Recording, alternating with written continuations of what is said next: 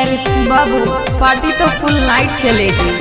Happy new year oh my dear, मेरे लिए आज लेके आना तू बियर। छोड़ो कल की बात, आजा मेरे नियर। सुनो ना, बोलो बोलो न जानू हैप्पी न्यू ईयर। बोलो बोलो न सोना हैप्पी न्यू ईयर। उदास लम्हों की ना कोई याद रखना, तूफान में भी अपना वजूद संभाल रखना। किसी की जिंदगी की खुशी हो तुम, बस यही सोचकर अपना ख्याल रखना। चाहत रिकॉर्डिंग स्टूडियो मुजफ्फरपुर।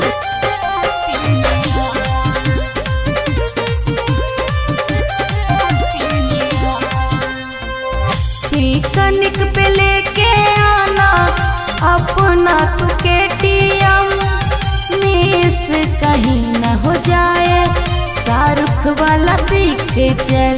प्लीज यार मान भी जाओ।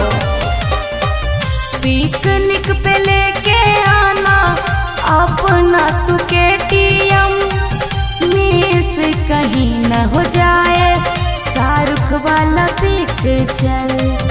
ऑनलाइन बुक जल्दी कर लो न टिकट। बाबू प्लीज बोलो बोलो न जानू हैप्पी न्यू ईयर। बोलो बोलो न सोना हैप्पी न्यू ईयर।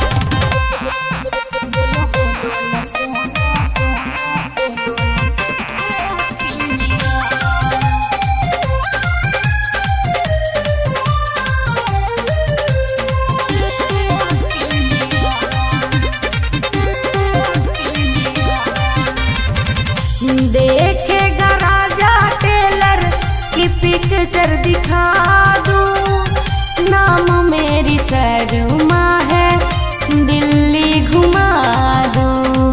अरे अंदाज ही हमारा कुछ अलग है। देखेगा राजा टेलर की पिक्चर दिखा दूं, नाम मेरी शर्मा है दिल्ली घुमा दूं।